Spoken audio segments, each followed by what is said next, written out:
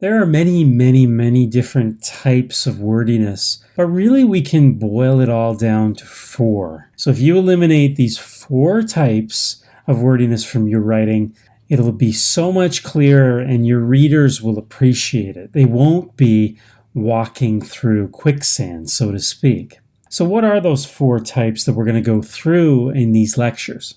The first type we're going to look at is redundancy. So redundancy is saying the same thing more than once. Now, in some kind of educational settings, there's a thing called planned redundancy, and sometimes I might even do this in these lectures, and that is to repeat myself. But at the sentence level, which is where we're primarily focused in this course, redundancy is dead weight. So it's extra words that don't have to be there. And most often, we don't even notice this dead weight in our sentences.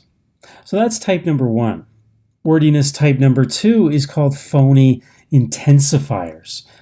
So these are often very little words sprinkled liberally across a writing that end in Y.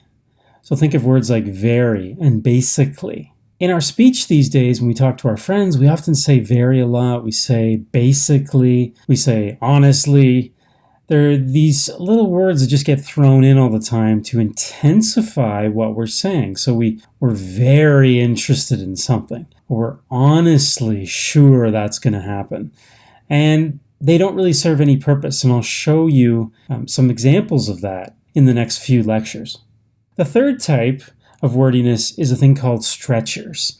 And stretchers are combinations of very small words. So the words themselves are not big, they're not heavy, but in combination with other little ones, they prolong a sentence. They take the sentence longer than it should be. And most of the time, you can actually cut out these stringy phrases from your writing, and the sentence still stands strong. It still works. It still functions.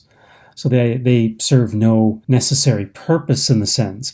One of the classic stretchers that I find in school writing, in academic writing, is the phrase, the fact that. The fact that. And I'll show you in a subsequent lecture how to remove that and justify removing it. Another one that comes up in a lot of writing, whether it's business or academia, is the stretcher in order to. And often we can just say to. So those are just a couple, a little bit of a taste of the third type of wordiness that's so common in work and business writing and academic writing and political writing, and that is the stretcher.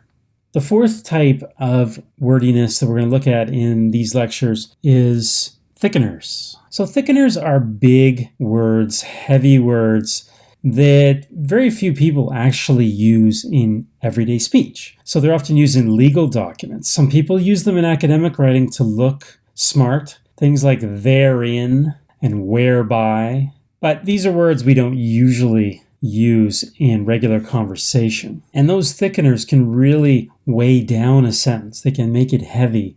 So now let's turn to the next few lectures that deal with these four types specifically. So I'll give you specific examples of these, and I'll give a justification for why you should remove them. I think by the end of the editing process of removing these from your writing, you'll find a much tighter, much clearer, much more direct style of writing.